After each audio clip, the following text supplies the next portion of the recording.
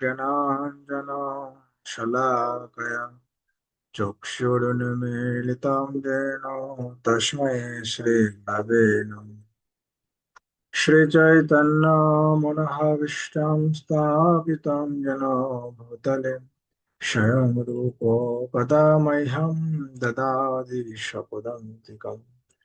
नमो विष्णुपदाय कृष्णपृष्ठाय भूतले श्रीमते भक्तिवेदान्त स्वामी नामिने।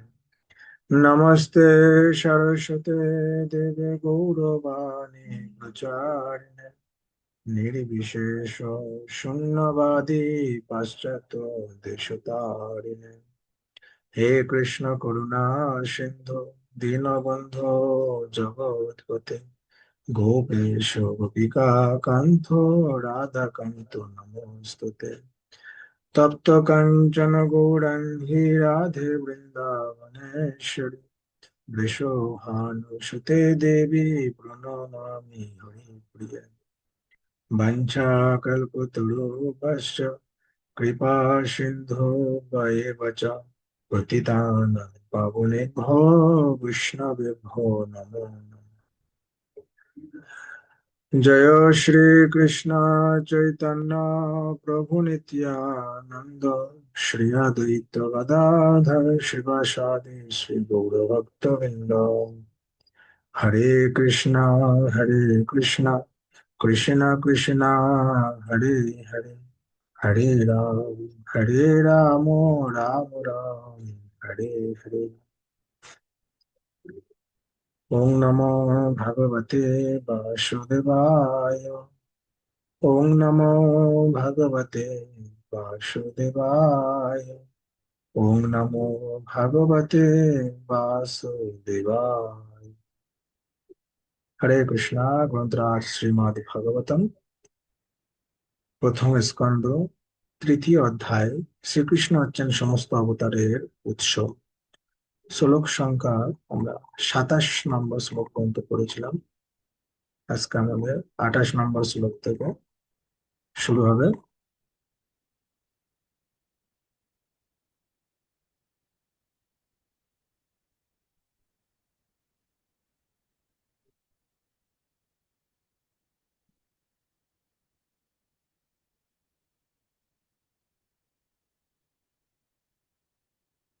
শ্লোক সংখ্যা 28। এতে চাংশ কলা পুংস কৃষ্ণস্ত ভগবান স্বয়ং ইন্দ্রিয়াণি ব্যাকুলম লোকম মীরায়ন্তি যুগে যুগে। পূর্বোল্লেখিত এই সমস্ত অবতারেরা হচ্ছেন ভগবানের অংশ অথবা কলা অবতার, কিন্তু শ্রীকৃষ্ণ হচ্ছেন পরমেশ্বর ভগবান স্বয়ং। যখন নাস্তিকদের অত্যাচার বেড়ে যায় তখন আস্তিকদের রক্ষা করার জন্য ভগবান এই ধরাধামে অবতীর্ণ হন। এই বিশেষ শ্লোকটিতে পরমেশ্বর ভগবান শ্রীকৃষ্ণের সঙ্গে অন্যান্য অবতারদের পার্থক্য নিরূপিত হয়েছে। তাকে অবতারের মধ্যে গণনা করা হয়, কেননা তার অহৈতুকী কৃপার প্রভাবে ভগবান তার চিন্ময় ধাম থেকে এই জগতে অবতরণ করেন। ভগবানের সমস্ত অবতার, এমনকি ভগবান নিজেও এই জড়জগতের বিভিন্ন গ্রহে বিভিন্ন রূপে অবতরণ করেন কোনো বিশেষ উদ্দেশ্য সাধন করার জন্য। কখনো তিনি স্বয়ং অবতরণ করেন, আবার কখনো বা বিভিন্ন অংশ অথবা অংশের অংশ বা কলা অথবা প্রত্যক্ষ বা পরোক্ষ ভাবে তার শক্তির দ্বারা আবিষ্ট সপ্তবেশ অবতার কোনো বিশেষ উদ্দেশ্য সাধন করার জন্য এই জগতে অবতরণ করেন। ভগবান সর ঐশ্বর্য পূর্ণ, তার মধ্যে সমস্ত ঐশ্বর্য, সমস্ত বীর্য, সমস্ত যশ, সমস্ত শ্রী, সমস্ত জ্ঞান এবং সমস্ত বৈরাগ্য রয়েছে। সেগুলি যখন আংশিকভাবে তার অংশ অথবা কলার মাধ্যমে প্রকাশিত হয় তখন বুঝতে হবে যে তার বিভিন্ন শক্তির এই প্রকাশ কোনো বিশেষ কর্ম সম্পাদন করার জন্য। ঘরে একটি ছোট্ট বৈদ্যুতিক বাতি জ্বালাতে গেলে আমাদের মনে হওয়া উচিত নয় যে ইলেকট্রিক পাওয়ার হাউস এই ছোট বাতিটির মধ্যেই সীমাবদ্ধ আছে। সেই পাওয়ার হাউসটি আরো অনেক বেশি শক্তি সম্পন্ন ইন্ডাস্ট্রিয়াল ডায়নামো চালাতে পারে। তেমনি ভগবানের বিভিন্ন অবতারেরা সীমিত শক্তি প্রদর্শন করেন, কেননা সেই বিশেষ সময়ে ঠিক ততটুকু শক্তি প্রকাশ করার প্রয়োজন হয়। দৃষ্টান্ত স্বরূপ বলা যায়, পরশুরাম এবং নৃসিংহদেব যথাক্রমে 21 বার পৃথিবীকে নিঃক্ষত্রিয় করে এবং দৈত্যরাজ হিরণ্যকশিপুকে সংহার করে অস্বাভাবিক ঐশ্বর্য প্রদর্শন করেছিলেন। হিরণ্যকশিপু এত শক্তিশালী ছিল যে তার ভ্রূকুটিতে স্বর্গের দেবতারা পর্যন্ত ভয়ে কম্পিত হতো। জড় জগতের অনেক উচ্চ স্তরের অধিষ্ঠিত দেবতাদের আয়ু, শ্রী, ঐশ্বর্য এবং অন্য সমস্ত সম্পদ মানুষদের থেকে অনেক গুণে বেশি, কিন্তু তারাও হিরণ্যকশিপুর ভয়ে ভীত ছিলেন। এইভাবে আমরা সহজেই অনুমান করতে পারি যে হিরণ্যকশিপু কত শক্তিশালী ছিল। কিন্তু হরে ভগবান, কৃষ্ণ প্রভু। হরে কৃষ্ণ, কিন্তু ভগবান নৃসিংহদেব তার নখের দ্বারা সেই হিরণ্যকশিপুর দেহ বিদীর্ণ করে তাকে সংহার করেন। এ থেকে বোঝা যায় যে জড় জগতে যে কোনো মানুষ যত শক্তিশালী হোক না কেন, ভগবানের নখের শক্তির কাছে তার শক্তি নিতান্তই নিতান্তই নগণ্য। তেমনি যে সমস্ত অবাধ্য রাজারা তাদের স্ব স্ব রাজ্যে প্রভূত শক্তি সহকারে বিরাজ করছিল, তাদের সংহার করে জামদগ্ন ভগবানের শক্তি প্রদর্শন করে গেছে। ভগবানের সপ্তবেশ অবতার নারদ ও অংশ অবতার বরাহ এবং পরোক্ষভাবে সত্তাবিষ্ট অবতার বুদ্ধ জনসাধারণের মনে বিশ্বাস উৎপাদন করেছিলেন। শ্রী রামচন্দ্র এবং ধন্বন্তরী তার যশ প্রকাশ করেছেন, আর বলরাম, মোহিনী এবং বামন তার সৌন্দর্য প্রকাশ করেছেন। দত্তাত্রেয়, মৎস্য, কুমার এবং কপিল তার অপ্রাকৃত জ্ঞান প্রদর্শন করেছেন। নর এবং নারায়ণ ঋষি তার বৈরাগ্য প্রদর্শন করেছেন। এইভাবে ভগবানের বিভিন্ন অবতারেরা প্রত্যক্ষভাবে এবং পরোক্ষভাবে বিভিন্ন রূপ প্রদর্শন করেছেন, কিন্তু পরম পুরুষ শ্রীকৃষ্ণ ভগবানের পূর্ণ রূপ প্রদর্শন করেন। এইভাবেই প্রতিপন্ন হয় যে তিনি হচ্ছেন সমস্ত অবতারের অবতারী। আর পরমেশ্বর ভগবান শ্রীকৃষ্ণের সবচাইতে অদ্ভুত লীলা হচ্ছে ব্রজ গোপিকাদের সঙ্গে তার অপ্রাকৃত লীলাবিলাস। ব্রজ গোপিকাদের সঙ্গে তার লীলাসমূহ যদি আপাত দৃষ্টিতে কাম বলে মনে হয়, কিন্তু প্রকৃতপক্ষে তা সৎ এবং আনন্দ। ব্রজ গোপিকাদের সঙ্গে তার যে লীলাবিলাস, তা কখনো ভুল বোঝা উচিত নয়। শ্রীমদ্ ভাগবতের 10ম স্কন্ধে এই সমস্ত অপ্রাকৃত লীলাবিলাসের কাহিনী বর্ণিত হয়েছে, এবং ব্রজ গোপিকাদের সঙ্গে শ্রীকৃষ্ণের এই অপ্রাকৃত লীলাবিলাসের কথা হৃদয়ঙ্গম করা যায়। একে একে প্রথম 9টি স্কন্ধের তত্ত্ব উপলব্ধি করার পর শিল জীব গোস্বামীর বর্ণনা অনুসারে মহাজনদের মতে শ্রীকৃষ্ণ হচ্ছেন সমস্ত অবতারের অবতার। এমন নয় যে শ্রীকৃষ্ণের কোনো অবতারই রয়েছে। পরম তত্ত্বের লক্ষণগুলি পূর্ণরূপে শ্রীকৃষ্ণে রয়েছে, এবং ভগবদ গীতায় ভগবান নিজেই ঘোষণা করে গেছেন যে তার থেকে বড় অথবা তার সমান আর কোনো সত্য নেই। এই শ্লোকে স্বয়ং কথাটির বিশেষ উল্লেখের মাধ্যমে প্রতিপন্ন হয়েছে যে শ্রীকৃষ্ণের কোনো অবতারই নেই। যদিও অন্যান্য অবতারদেরও ভগবান বলে বর্ণনা করা হয়েছে, কিন্তু কোথাও তাদের পরমেশ্বর বলে বর্ণনা করা হয়নি। এই শ্লোকে স্বয়ং শব্দটির মাধ্যমে পরম মঙ্গলময়ের শ্রেষ্ঠত্ব নিরূপিত হয়েছে। পরম মঙ্গলময় শ্রীকৃষ্ণ হচ্ছেন এক এবং অদ্বিতীয়। তিনি স্বয়ং রূপ, স্বয়ং প্রকাশ, তদক আত্মা, প্রভাব, বিলাস, অবতার, আবেশ এবং জীব রূপে বিভিন্ন অংশ ও কলায় নিজেকে বিস্তার করেন। তাদের সকলেই তাদের ব্যক্তিত্ব ও বৈশিষ্ট্য অনুসারে অনন্ত শক্তি সম্পন্ন। অপ্রাকৃত জ্ঞান সম্পন্ন পণ্ডিতরা অত্যন্ত সাবধানতার সঙ্গে পরম মঙ্গলময় শ্রীকৃষ্ণের 64টি গুণ বিশ্লেষণ করেছে। ভগবানের সমস্ত অংশ এবং কলা অবতারদের মধ্যে তার এই সমস্ত গুণ আংশিকভাবে প্রকাশিত, কিন্তু শ্রীকৃষ্ণ হচ্ছেন সম্পূর্ণরূপে এই সমস্ত গুণ সম্পন্ন। আর স্বয়ং প্রকাশ, তাদেরকে আত্মা থেকে শুরু করে অবতার পর্যন্ত সকলেই হচ্ছেন বিষ্ণু তত্ত্ব। তাদের মধ্যে শতকরা 93 ভাগ পর্যন্ত এই সমস্ত অপ্রাকৃত গুণগুলির প্রকাশ হতে দেখা যায়। দেবাদিদেব মহাদেব, যিনি অবতার নন আবার আবেশও নন, কিন্তু এই উভয়ের মধ্যবর্তী, তার মধ্যে এই সমস্ত গুণের শতকরা প্রায় 84 ভাগ রয়েছে, কিন্তু জীবেরা কেবল শতকরা 78 ভাগ পর্যন্ত এই সমস্ত গুণের অধিকারী হতে পারে। বদ্ধ অবস্থায় জীবেদের মধ্যে এই সমস্ত গুণাবলী অতি অল্প মাত্রায় প্রকাশিত হয়, এবং তা নির্ভর করে তার পুণ্য ফলের উপর। সর্বোত্তম জীব ব্রহ্মাণ্ডের পরিচালক ব্রহ্মা। তার মধ্যে এই সমস্ত গুণাবলী শতকরা 78 ভাগ প্রকাশিত হতে দেখা যায়। আর মানুষের মধ্যে তা খুবই অল্প পরিমাণে প্রকাশিত হয়। মানব জীবনের পূর্ণতা হচ্ছে এই সমস্ত গুণাবলীর 78 ভাগ পূর্ণরূপে প্রকাশ করা। জীব কখনোই শিব, বিষ্ণু অথবা শ্রীকৃষ্ণের মতো গুণ সম্পূর্ণ হতে পারে না। পূর্ণরূপে শতকরা 78 ভাগ গুণ প্রকাশ করে জীব দেবত্ব প্রাপ্ত হতে পারে, কিন্তু সে কখনোই শিব, বিষ্ণু অথবা কৃষ্ণের মতো ভগবত্তা লাভ করতে পারে না। যথা সময়ে সে ব্রহ্মা হতে পারে। দেবতারা হচ্ছেন হরিধাম এবং মহেশ ধাম আদি চিৎ জগতের বিভিন্ন লোকে ভগবানের নিত্য পার্ষদ। চিন্ময় লোক বা বৈকুণ্ঠ ধামের ঊর্ধ্বে হচ্ছে কৃষ্ণলোক বা গোলক বৃন্দাবন। এবং পূর্ণতা প্রাপ্ত জীবেরা এই সমস্ত গুণের শতকরা 78 ভাগ পূর্ণরূপে লাভ করে এই জড় দেহ ত্যাগ করার পর কৃষ্ণলোকে প্রবেশ করতে পারেন। জন্মগুজ্জম ভাগবত জয় তত প্রয়ত নরঃ সায়ং প্রাতর্গিনং ভোক্তা দুঃখ গ্রামাদ বিমুচ্যতে।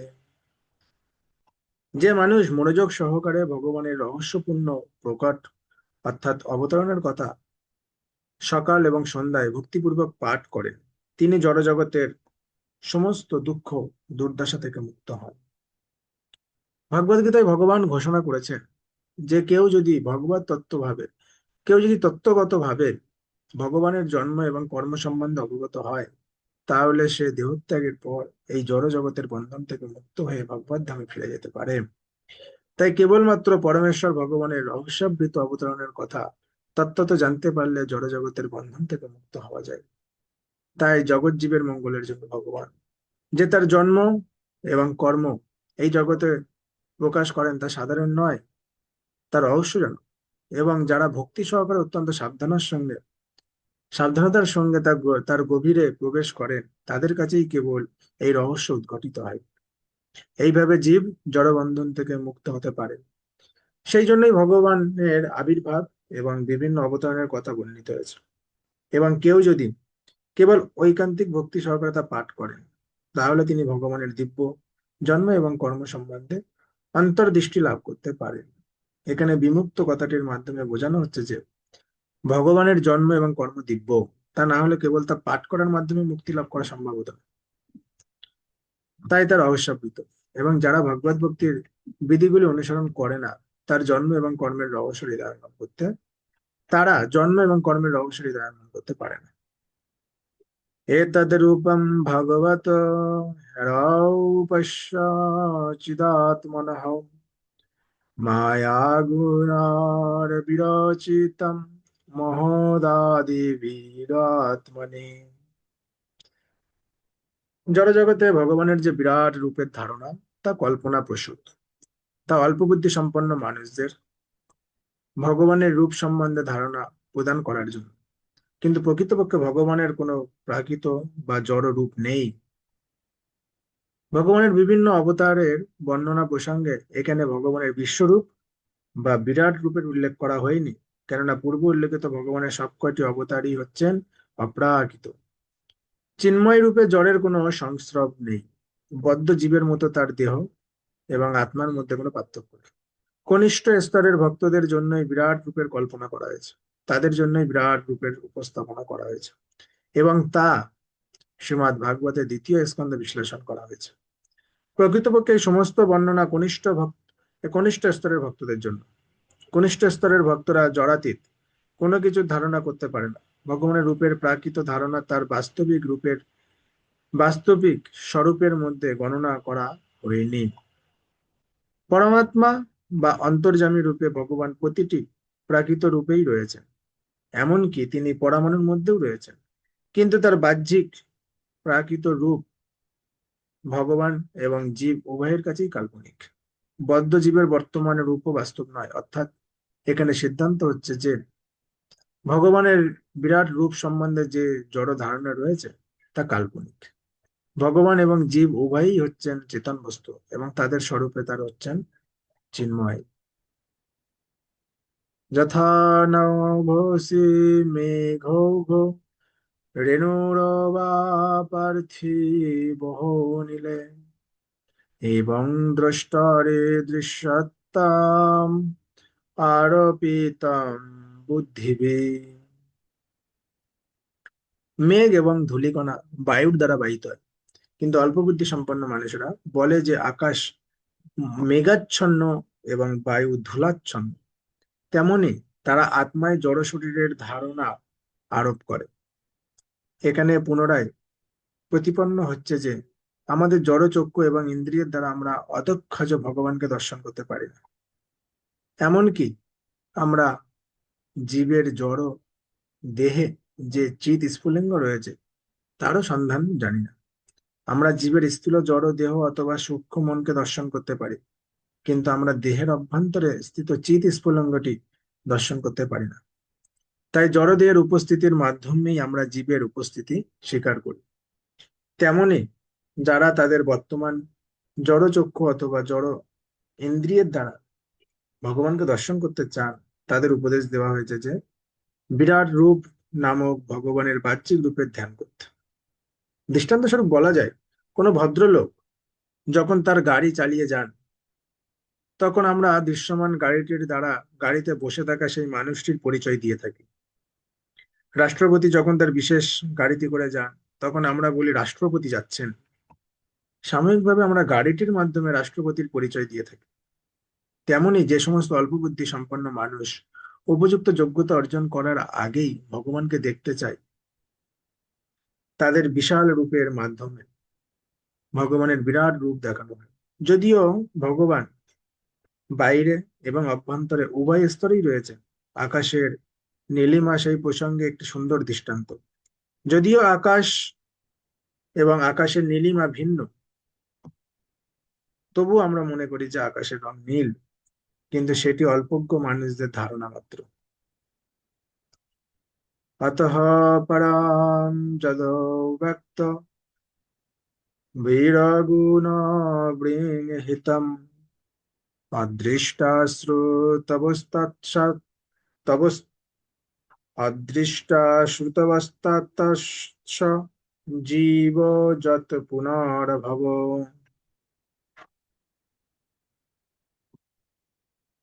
এই স্থূল রূপের ধারণার ঊর্ধ্বে আরেকটি সূক্ষ্ম রূপ রয়েছে, যার কোনো পরিণত রূপ নেই এবং যা দেখা যায় না, যাকে শোনা যায় না এবং যা অপ্রাকৃষিত, অপ্রকাশিত।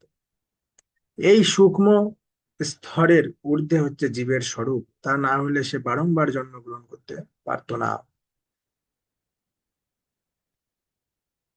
স্থূল জগৎকে যেমন পরমেশ্বর ভগবানের বিরাট শরীর বলে বিরাট শরীর বলে অনুমান করা হয়, তেমনি তার সূক্ষ্ম রূপের ধারণা রয়েছে, যা দেখা বা শোনা না গেলেও অথবা প্রকাশিত না হলেও উপলব্ধি করা যায়। কিন্তু এই সমস্ত সূক্ষ্ম অথবা স্থূল শরীরের ধারণা জীব চেতনার সঙ্গে আপেক্ষিকভাবে সম্পর্কিত। স্থূল জড় রূপ এবং সূক্ষ্ম মানসিক অস্তিত্বের ঊর্ধ্বে জীবের স্বরূপ রয়েছে। জীব যখন তার জড় শরীরটি ত্যাগ করে, তখন তার স্থূল দেহ এবং সূক্ষ্ম মনের কার্যকলাপ বন্ধ হয়ে যায়। প্রকৃতপক্ষে আমরা বলি জীব দেহত্যাগ করে চলে গেছে, কেননা তাকে আর কিছু করতে দেখা যায় না এবং তার কাছ থেকে কিছু শোনাও যায় না। গভীর নিদ্রায় নিদ্রিত থাকার সময় স্থূল শরীর যদিও কোনো ক্রিয়া করে না, তবুও তাকে নিঃশ্বাস প্রশ্বাস নিতে দেখে আমরা বুঝতে পারি যে সে শরীরের ভিতরে এখনো রয়েছে।